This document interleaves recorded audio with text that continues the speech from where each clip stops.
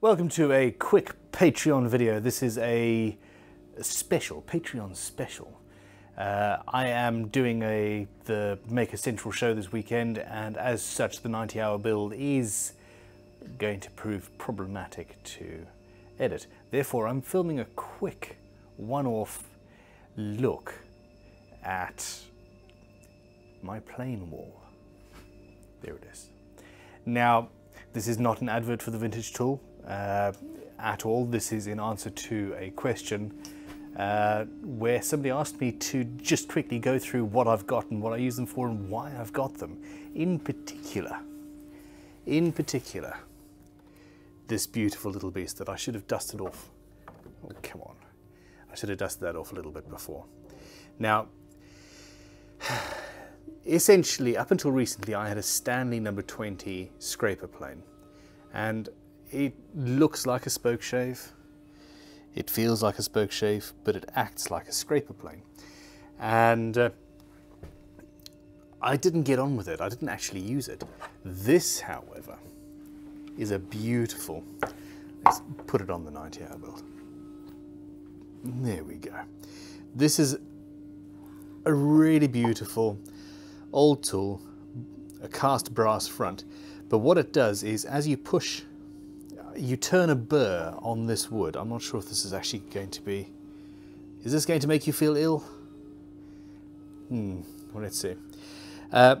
You put a bevel on the blade and then turn a burr on that bevel, and as you push along like so, it scrapes the wood and acts like a hand scraper, which is one of my favorite tools actually, but is very comfortable to use. Now, number 80 will do the job quite well. It's just not my favorite tool. Oh, I've got to put the weight. There we go. And you'd be surprised actually how useful a good scraper plane is. Now, block planes, I always say you need a low angle block plane. This here is Miller's Falls number 27.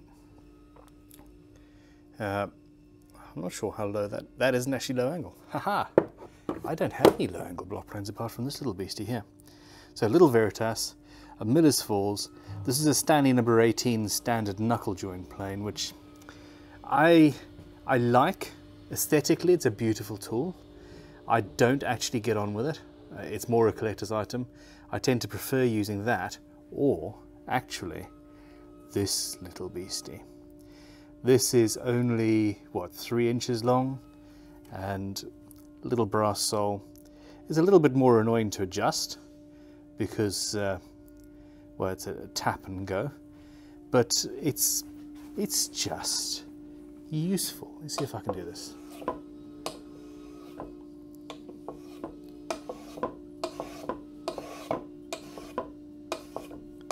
This is rather hard to do holding a camera. Anyway, lovely little tool. It just fits in my palm, you see. Okay, I've got a little chariot plane here. This is a relatively new tool to me. I kept it back from the vintage tool because it's got a relatively small mouth, and it just feels comfortable. Now, little Japanese plane, cuts on the pull. These things are only 16, 17 quid online. Little ebony tool, brass thing. They're really good. They're really good, actually. This is a prototype for the new sort of file leveling beam type thing. Small shoulder plane. Guitar building, I don't use shoulder planes. Every now and then, maybe it could be interesting for binding alongside a fretboard, but other than that, I just haven't found a use.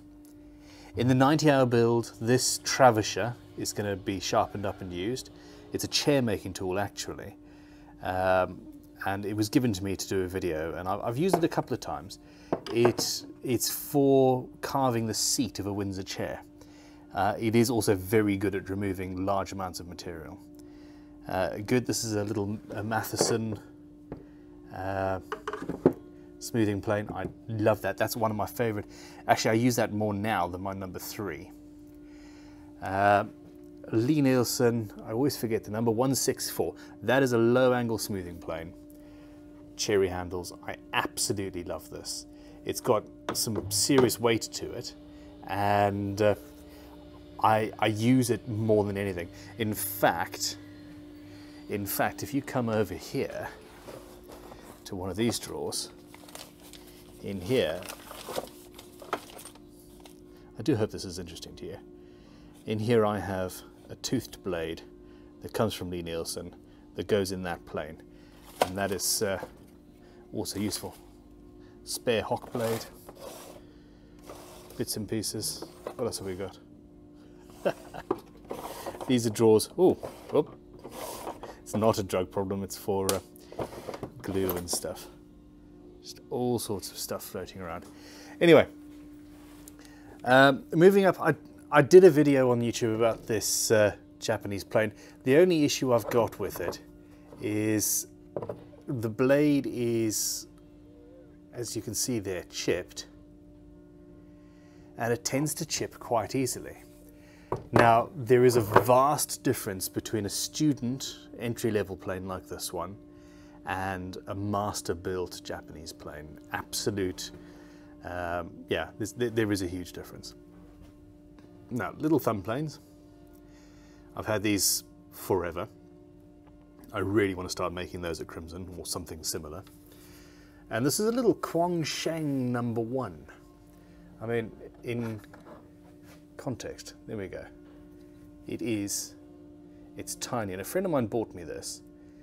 I think it was about £70, £80, something like that. And I love it. Lee Nielsen, I think, do one as well. And it really works very well. Now, this is number 10, so this is the rebate. The blade goes out to the edges of the plane. I've always wanted one of these because I never had one, and I use it every now and then, but I don't use it for rebating or rabbiting. Union 5A, number 5 record, number 7. This is my sort of very old number 7. It's still got my original, the hock blade that I've had forever on it, but I sold the old blue number 7 because I wanted an excuse to have a slightly lighter weight low knob plane there. Stanley Sweetheart number 4, which I haven't sharpened yet. Number 6, and that's that number 3 that I did a restoration, and a 4.5. By the way, if you ever find a 4.5 with an H on it there, if you ever see that, buy it. Almost no matter what they ask. It could be worth £500 or £600 or £700. They're incredibly rare, 4.5 and 5.5 H. Anyway, now I do have another thumb plane. That's another Veritas thumb plane, and I've got another miniature tool from them. That's a little miniature spoke shaft. This is an actual tool and is surprisingly useful. You know what? I'm going to stop this for a second and change the autofocus. There we go. I've changed the autofocus so that focuses properly on things like this. So there we go. Tiny little tool, but it is actually quite useful. Now,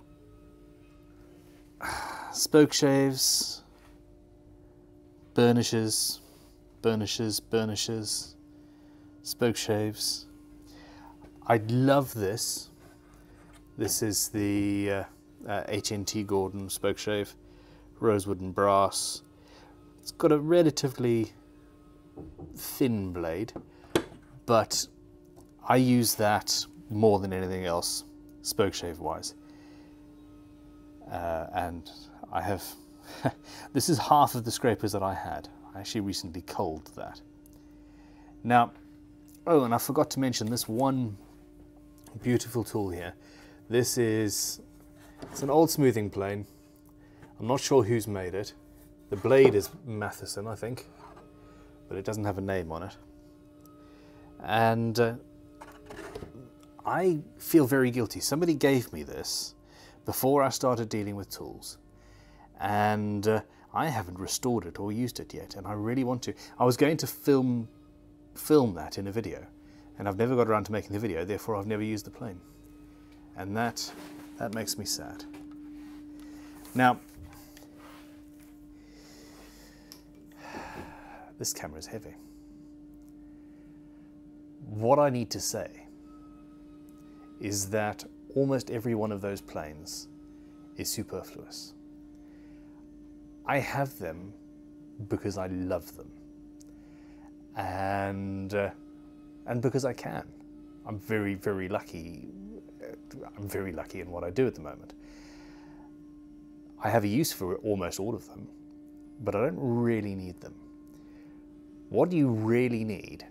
Let's go back to more interesting, pretty things.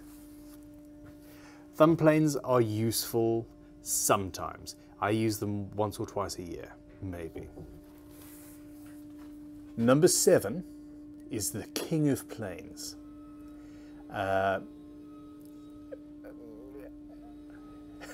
was debating with myself whether I should talk about number 8 or not, which is even bigger. Number 7 for guitar building is the plane of planes. I use it all the time. Shooting boards, jointing bodies, jointing tops, etc. And then either a number 4, a 4.5, or a 3. You only need one of them.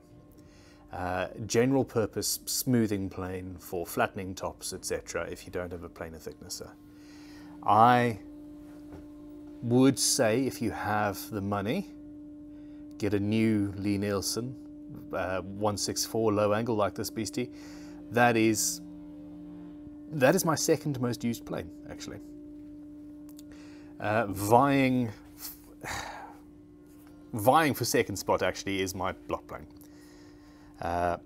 Now I have 1, 2, 3, 4, 5 little planes there that all do the block plane job.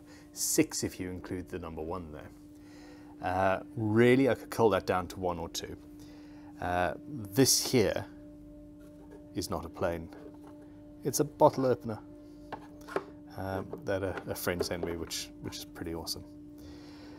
Now, instead of the smoothing plane, I'm currently using that. I really enjoy the feel of an old coffin-style wooden plane. And that's it.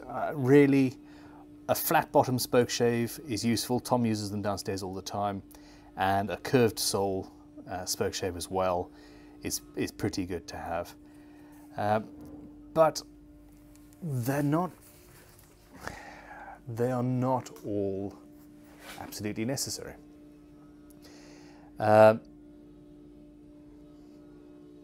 But they are pretty cool. Anyway, thank you for watching. Please, this isn't an advert. It was an honest question. I can't remember who it was now, but I've been meaning to film this for Patreon for a good 2 or 3 months.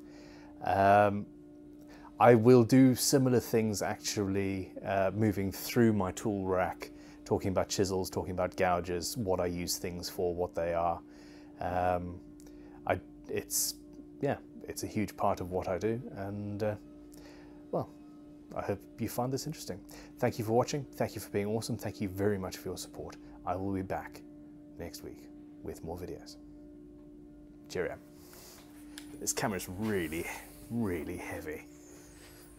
How many leveling files does one person need?